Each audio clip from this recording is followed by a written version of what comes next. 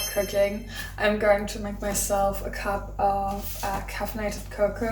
I usually use this one. It has like a slight hazelnut flavor to it. This is like fair trade and organic because why not?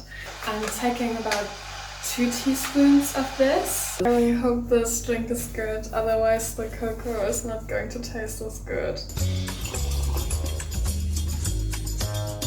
Okay, it's good. It's definitely not the best soy drink out there, but it's sufficient. My second load of laundry is almost finished, so I'm going to hang that up before I start cooking, and in between that I just made myself a toast. There's another one in the toaster. If you can, get your hands on an IGP bottle of olive oil, because if you didn't know, olive oil is one of the most scammy products out there, and it's like a big thing for border controls of the EU. And if you get an IGP product, it's guaranteed that it only has, in this case, like olive oil from the specific region, which is Tuscany for my bottle. So, it's a bit more that you have to pay up front, but it's really worth it. That's my laundry machine. Let me have my second toast first. Okay, so just in case I was confusing any of you, this is me doing my sandwiches. This is also not just black pepper, it's a mix that I did myself of white, green, black pepper, as well as some, what do you call it, red berries. And then some sea salt on top. Here's my cocoa, or what's left of it. So, yeah, yum yum. I just pulled the second load of laundry out of the washing machine and started the third one. Let's hang this up.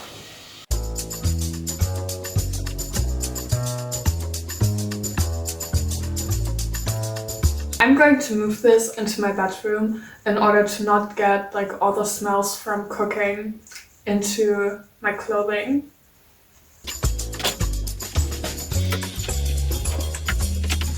Okay, so now we can get started with cooking. And of course my phone battery is at 32%, so let me pull out my charger.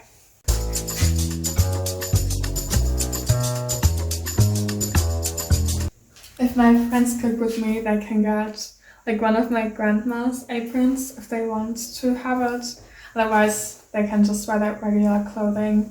It's just sometimes I'm really doubting my mental capabilities. I forgot to turn on the camera, but I haven't done that much yet, thankfully. So I've pulled out, wait, you can see it, sorry. There you can see it. I've pulled out some celery out of the fridge. I'm only going to take, I think, 1 stem. Yeah, 1 stem should be in. Well, maybe 2. Yeah, I'm going to take 2 stems of celery. And then these are parsnips. I'm going to take 1. Then 2 onions. So you guys get the idea. This is the baking sheet for the roast. I think if it were paper, it would be 3, maybe? Yeah. The first thing I'm going to do is I'm going to pour warm water over these to get them to defreeze, and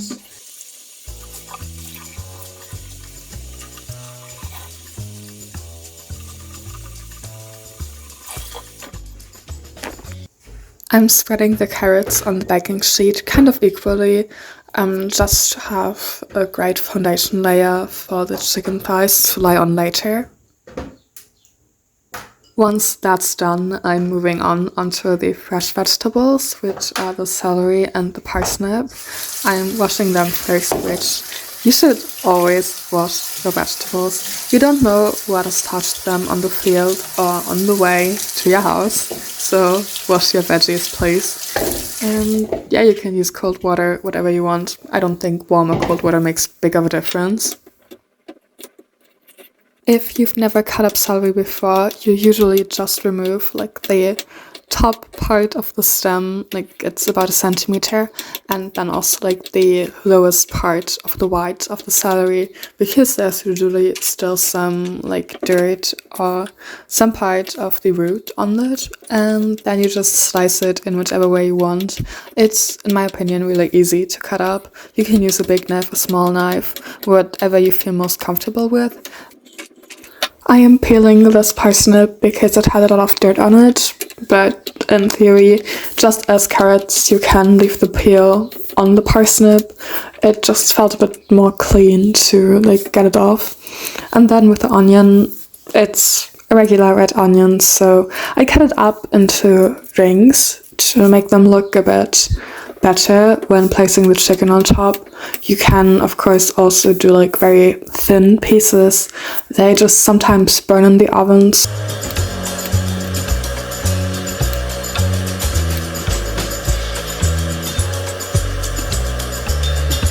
Now that my veggies are prepped, usually I'd wash my chicken, but I've recently seen a video of how much it spreads salmonella across the kitchen. For that reason, I'm going to put them out of this into my baking tray. But before I do that, I'm putting my spices into this little container so I don't touch my spices when I'm touching raw chicken. To season my chicken, I use paprika as well as pepper, both white one as well as my mixed fresh pepper, which you can see me pour in there. Then I'm also using a bit of salt, because a good roast needs salt to get like the skin of a chicken crispy. Then there's lovage as well as beer garlic. These are bay leaves from my grandma's garden, so I'm going to put like 2 of them in here. So now it's time for the chicken. Oil, like a bit of it like already on here, so this doesn't stick to the pan that badly.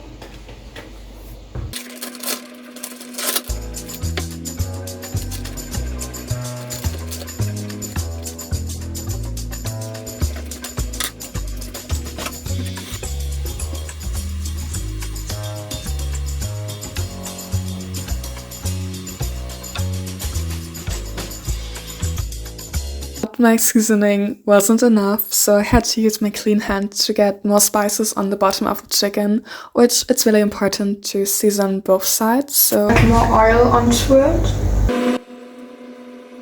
Whilst I'm waiting for the oven to heat up, I'm going to start preparing the stuffing.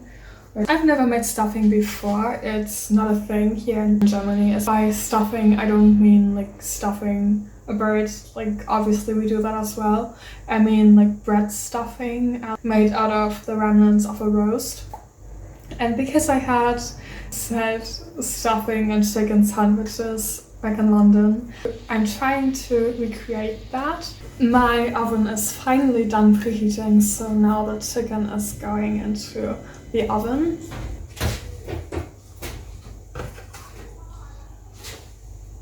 I'm going to place a timer for like 5 minutes to get the top of the chicken like really fried, because right now it's at 200 degrees Celsius, which I think is a bit too high.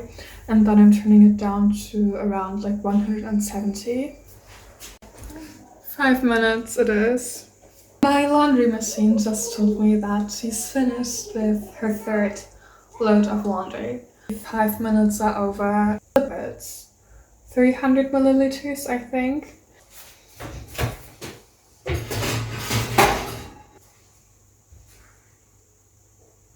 To prevent them from burning.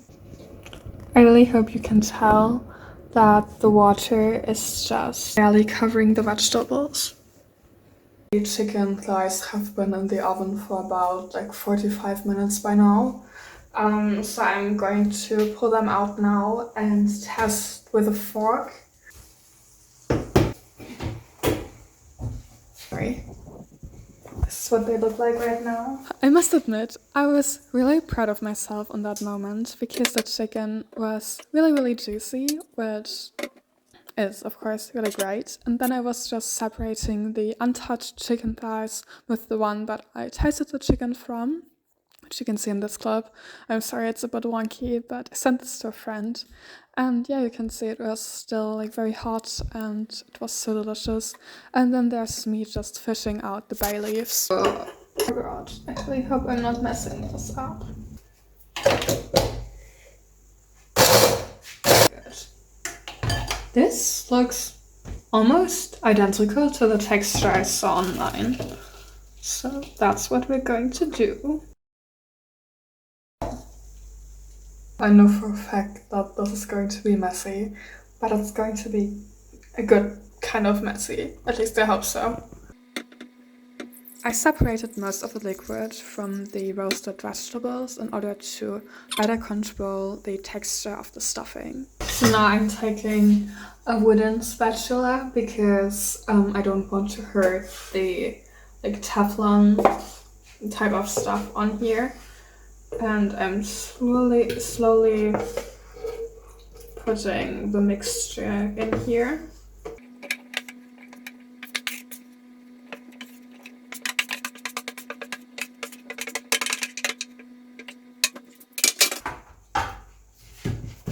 Okay, looks good so far. I think this now has a good texture. After mashing up the veggies, I poured in my prepared bread stuffing. I went slowly, I think I did 3 different portions to get the texture right, and I really didn't want the percentage of vegetables and bread stuffing to be off.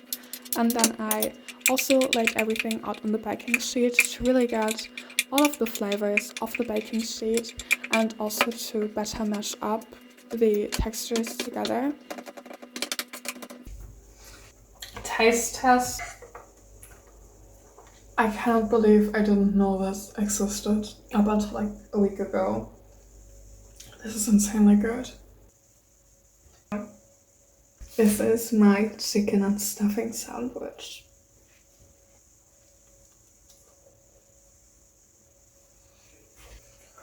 I really hope this is going to end the British food slander because it is incredibly good. And I'm going to send this to all of my friends. Thank you so much for watching today's video, and definitely let me know down in the comments whether I did an adequate job at recreating a chicken and stuffing sandwich. And yeah, I just hope you enjoyed this ride, and I'm feeling like doing more videos like this in the future.